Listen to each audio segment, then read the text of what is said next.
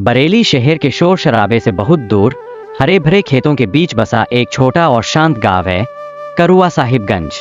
इस गांव की सबसे बड़ी पहचान थी यहाँ का पुराना पीपल का पेड़, जो गांव के बीचों बीच खड़ा था।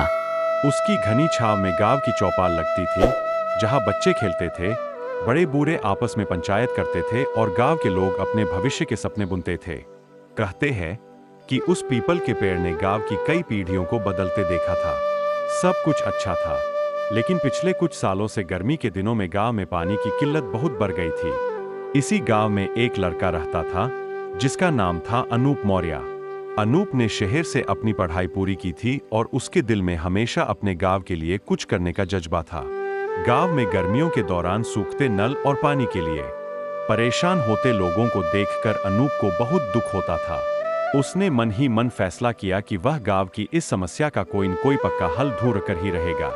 पीपल के पेड़ के नीचे पंचायत। अनूप ने गांव के प्रधान अजीम अहमद से इस बारे में विस्तार से बात की। तय हुआ कि शाम को पीपल के पेड़ के नीचे एक बड़ी पंचायत बुलाई जाए। शाम ढलते ही गांव के सभी लोग दादा पीपल की छाव में इकट्ठा हो गए। अनूप ने सबके सामने अपनी बात रखते हुए कहा, अजीम चाचा, हम कब तक पानी के लिए सिर्फ सरकार के भरोसे बैठे रहेंगे? जब तक हम सब मिलकर कुछ नहीं करेंगे, तब तक बदलाव नहीं आएगा। क्यों न हम सब मिलकर सरकारी योजनाओं का फायदा उठाएं और गांव में पानी की व्यवस्था के लिए खुद भी मेहनत करें। गांव के कुछ लोग हैरान थे।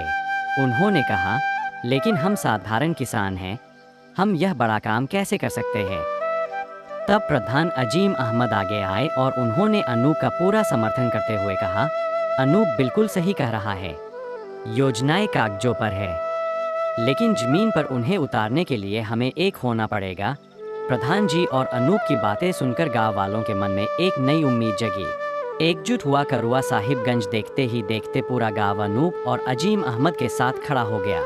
अधिकारियों से मिलकर जल जीवन मिशन के तहत फाइल पास करवाई गई। इसके बाद गांव के लोगों ने दिन रात एक कर दिया।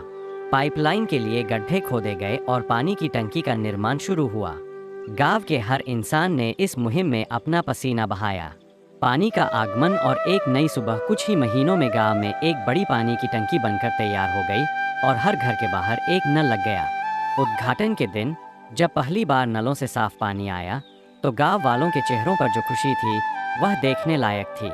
अनूप मौर्य की सोच, प्रधान अजीम अहमद के साथ और गांव वालों की एकता ने करुआ साहिबगंज को आसपास के गांवों के लिए एक मिसाल बना दिया। दादा पीपल की छाव में अब फिर से खुशियां लौट आई थीं और करुआ साहिबगंज आत्मनिर्भरता की एक नई कहानी बन चुका था।